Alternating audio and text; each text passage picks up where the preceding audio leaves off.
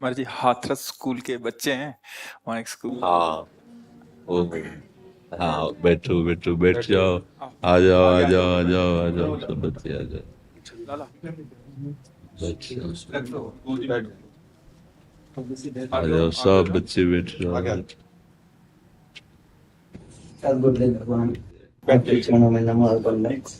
विश्वास नहीं हो पा रहा है कि श्री जी की कृपा और आपके आशीर्वाद से बच्चे आपका सानिध्य प्राप्त कर रहे हैं। सद्बुद्धि भगवान। बहुत बहुत कृपा। सारे बच्चे आने के लिए मुझसे लड़ रहे थे, झगड़ रहे थे, लेकिन क्योंकि व्यवस्था नहीं बन पा रही थी जी इसलिए एक साथ नहीं आ सकते थे। जी जी इसलिए हमने एक शर्त रखी इनके सामने जी कि सदगुरुदेव भगवान के ऊपर आपको निबंध लिखना है। जी जी सब बच्चों ने निबंध लिखा सदगुरुदेव भगवान, और जो बच्चे सही लिख पाए जी जी। उनको आपका आशीर्वाद दिलाने के लिए लाया हूँ। नहीं, जो सही नहीं लिख पाए हैं उनको भी हमारा आशीर्वाद रहेगा।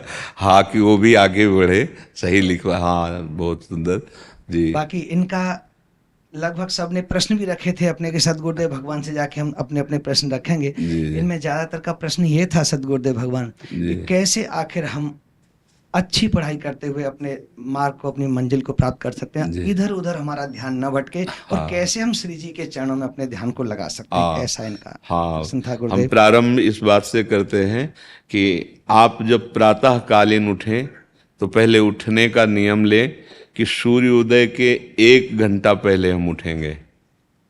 देखो, हमारी प्रार्थना मानना, सूर्य उदय के 1 घंटा पहले। हम ये नहीं कहते कि जैसे हम लोग उठते हैं वैसे नहीं। आप बच्चे हो तो इस समय सूर्य उदय कई बजे होता है? लगभग 6 बजे, साढ़े छ- 6 बजे। छः। आप 5 बजे उठ जाइए और उठ करके सबसे पहला कार्य कीजिए, पृथ्वी के चरण स्पर्श कीजिए, भूमि के चरण स्पर्श कीजिए। और फिर आप जिस आसन पर बैठे हैं, देखो ध्यान से हमारी तरफ सुनना, जिस आसन पे बैठे हैं, जिस पे शयन किए थे, जिस सैया पर सोए थे, पृथ्वी को प्रणाम करने के बाद उसी सैया में 5 मिनट केवल बैठ जाइए। और 5 मिनट बैठकर 5 संतों का नाम ले लीजिए। आपको कोई याद है 5 संतों के नाम? अगर ना याद हो तो याद कर लेना। किसी भी 5, जितने भी संत भगवान हैं हमारे, जैसे आचार्य रूप में, जैसे हम लोग, श्री स्वामी हरिदास जी की जय, हरिवंश महाप्रभु की जय, हरिराम व्यास जी की जय, नागरीदास जी की जय, श्री ध्रुवदास जी की जय। 5 5 संतों के नाम याद कर लीजिए। वो 5 संतों के नाम, ये जीवन आपका देखना कैसा उन्नतिशील होगा। हरि को निज यस्ते अधिक भक्तन यश पर प्यार ताते ये भगवान नाम से भी बढ़कर प्रभावशाली भगवान के जो भक्तों के नाम। इसके बाद नीचे उतरिए और पहले जो अपने माता पिता, अगर वो शयन कर रहे हैं तो कोई बात नहीं है, अगर वो शयन नहीं कर रहे हैं तो पहले जाकर माथा रखकर उनको प्रणाम कीजिए। उनके अगर हमारी बात मानोगे तो देख लेना तुम्हारा जीवन कैसा बनेगा।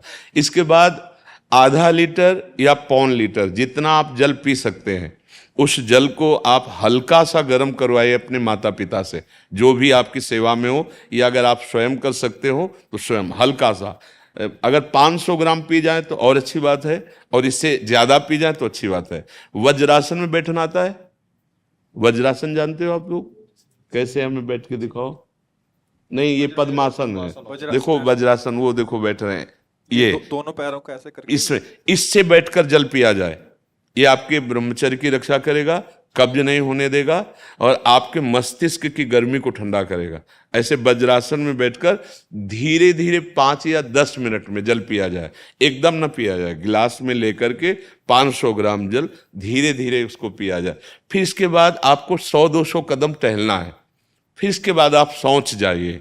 शौच, अगर आपका पेट साफ हो जाता है, अगर नहीं साफ होता है, कोई ऐसी परेशानी लगती है, तो 1 चम्मच ईसबगोल की भूसी और छोटी हर का आधा चम्मच अगर रात्रि में दूध से या पानी से ले ले तो वो बार बार शौच नहीं लगाएगा, पर आपकी आंतें साफ हो जाएंगी। शौच जाने के बाद स्नान करें और फिर तुरंत, अगर आपको व्यायाम आता है तो करे, नहीं तो सीधा सरल बात होती है, 20 बार बैठ जाए बैठक, और 10 बार लेटने वाली दंड।